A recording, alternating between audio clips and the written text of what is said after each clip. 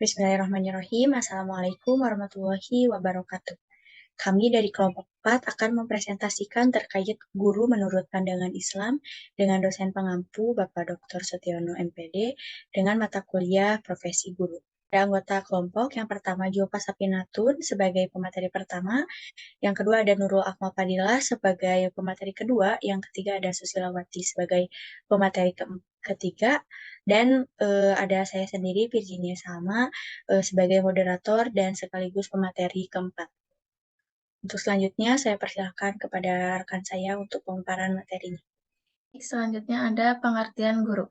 Dalam konteks pendidikan Islam, guru atau pendidik sering disebut dengan murabi, mu'alim, mu'adib, yang mana ketiga kata tersebut mempunyai penggunaan tersendiri menurut peristilahan yang dipakai dalam pendidikan dalam konteks Islam.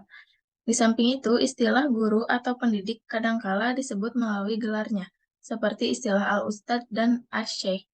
Menurut Nur Biyati, guru adalah orang dewasa yang bertanggung jawab memberi bimbingan dan bantuan kepada anak didik dalam perkembangan jasmani dan rohaninya agar mencapai kedewasaannya, mampu melaksanakan tugasnya sebagai makhluk Allah, khalifah di permukaan bumi, sebagai makhluk sosial, dan sebagai individu yang sanggup berdiri sendiri. Selanjutnya ada tugas guru.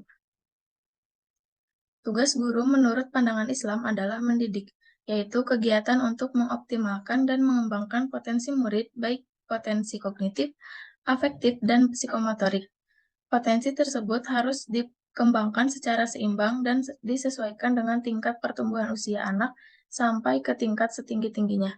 Menurut Rushdiyah menjelaskan bahwa tugas dan fungsi pendidik adalah yang pertama sebagai pengajar atau instruktur yang bertugas merencanakan program pengajaran dan melaksanakan program yang telah disusun serta mengakhiri dengan pelaksanaan penilaian setelah pendidikan dilakukan.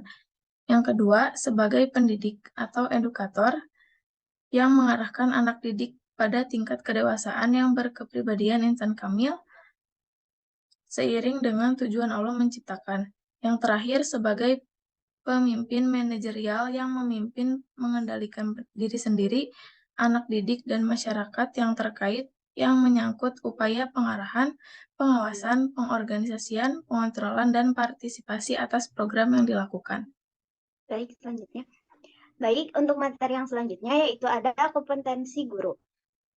Untuk menjadi guru yang profesional tidaklah mudah karena dibutuhkan persyaratan yang harus dimiliki oleh guru, yaitu kompetensi keguruan. Nah, menurut Mujib menjelaskan bahwa seorang guru atau ustadz agar berhasil menjalankan tugas mendidik hendaknya memiliki 3 kompetensi, yaitu kompetensi profesional religius, kompetensi personal religius, dan kompetensi sosial religius. Untuk yang pertama, kompetensi profesional religius yaitu kemampuan untuk menjalankan tugas keguruan secara profesional. Dalam artian, mampu menjalankan tugasnya dengan sebaik-baiknya.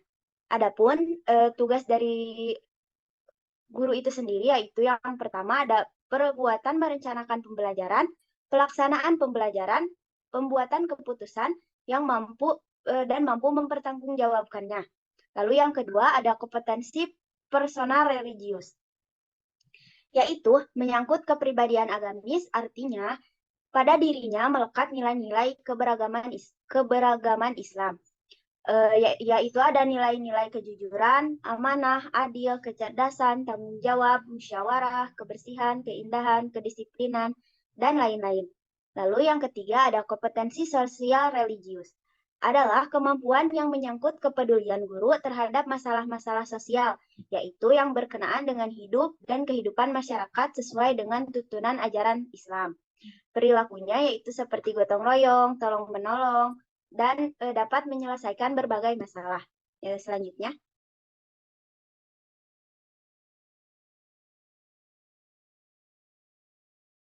Nah, materi selanjutnya yaitu mengenai keutamaan mengajar. Salah satu yang amat menarik pada ajaran agama Islam adalah penghargaan Islam yang sangat tinggi terhadap guru. Hal ini disebabkan karena guru selalu terkait dengan ilmu pengetahuan, sedangkan Islam sangat menghargai ilmu pengetahuan.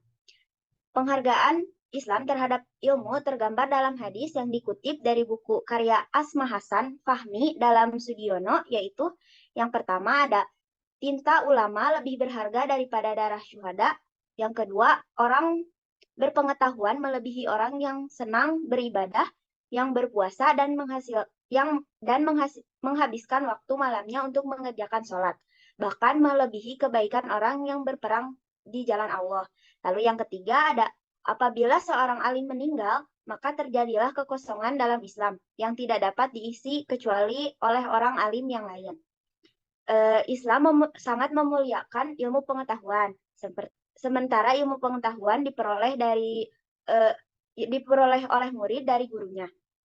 Maka Islam pasti sangat memuliakan guru. Dapat dibayangkan jika tidak ada proses belajar mengajar, pasti ilmu pengetahuan akan stagnan gitu, berada di satu tempat saja gitu.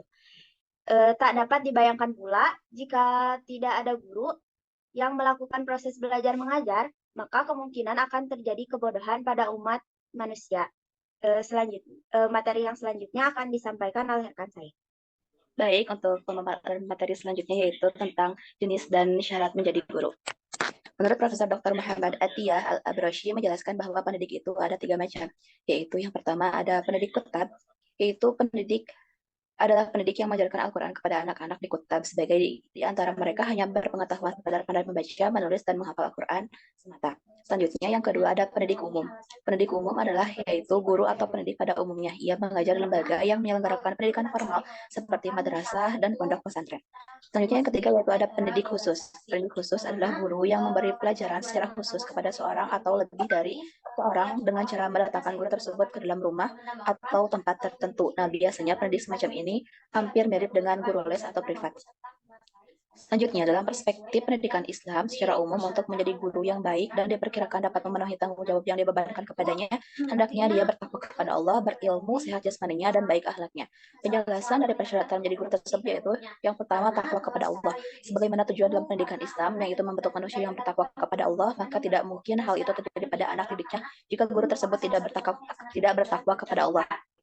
Selanjutnya yang kedua ada berilmu. Berilmu artinya mempunyai ilmu pengetahuan yang mumpuni. Untuk membuktikan bahwa guru tersebut telah memiliki ilmu yang mumpuni, menjadi guru dapat dibuktikan dengan kepemilikan ijazah. Dalam hal itu, ijazah bukan hanya selembar kertas, tetapi sebagai bukti bahwa pemiliknya telah mempunyai ilmu pengetahuan. Selanjutnya yang ketiga yaitu sehat jasmani, yaitu dapat diartikan sebagai sehat menjadi syarat bagi seorang guru, mengingat guru akan berinteraksi dengan murid-muridnya. Kemudian yang terakhir ada berakhlak mulia, yaitu memiliki akhlak mulia menjadi syarat bagi guru, karena guru adalah teladan bagi murid-muridnya. Nah, kebanyakan dari guru itu selalu diikuti ucapannya oleh para murid, terkhususnya oleh anak-anak TK atau madrasah ibtidaiyah. Baik, selanjutnya pemaparan materi akan dilanjutkan oleh saya sendiri, guru dalam perspektif pendidikan Islam. Dalam pendidikan Islam, pendidik memiliki arti dan peranan yang sangat penting. Ia memiliki tanggung jawab dan dapat menentukan arah pendidikan. Itulah sebabnya Islam sangat menghargai dan menghormati orang-orang yang berilmu, pengetahuan, dan bertugas menjadi guru. Islam mengangkat derajat para guru dan memuliakan mereka melebihi orang Islam lainnya yang tidak berilmu pengetahuan dan bukan guru atau pendidik. Sebagaimana firman Allah dalam surat Al-Mujadalah ayat 11 yang artinya Allah akan meninggikan derajat orang-orang yang berilmu di antaranya kamu dan orang-orang yang berilmu pengetahuan beberapa derajat. Atau dalam perspektif pendidikan Islam lainnya juga, guru itu diibaratkan sebagai seseorang yang mampu menjadi suri tauladan dengan menginternalisasikan ilmunya dalam menjalankan kewajibannya dengan baik dan benar. Karena yang kita tahu bahwa menjadi guru itu tidak hanya untuk dirinya sendiri. Ketika kita memiliki ilmu, tidak hanya dimakan dan disimpan oleh diri kita sebagai guru itu sendiri. Akan tetapi ketika kita memiliki ilmu tersebut itu memang harus diamalkan dan pendidikan serta menjadi seorang guru itu diibaratkan sebagai ibadah. Selanjutnya, kesimpulan dari materi kami, secara umum dalam pandangan Islam, tugas guru adalah mendidik, yaitu kegiatan untuk mengoptimalkan dan mengembangkan potensi murid, baik potensi kognitif, afektif, dan psikomotorik. Agar dapat melaksanakan tugas dengan baik, maka seorang guru harus memiliki kompetensi, yaitu kompetensi profesional religius dan kompetensi sosial religius. Islam memberikan penghargaan yang sangat tinggi terhadap guru. Begitu tingginya penghargaan itu sehingga menempatkan guru setingkat dengan Nabi dan Rasul. Islam juga sangat menghargai guru hingga seorang guru akan ditinggikan derajatnya sesuai dengan Quran surat Al-Mujadalah ayat 11. Alhamdulillah, sekian presentasi dari kelompok kami. Assalamualaikum warahmatullahi wabarakatuh.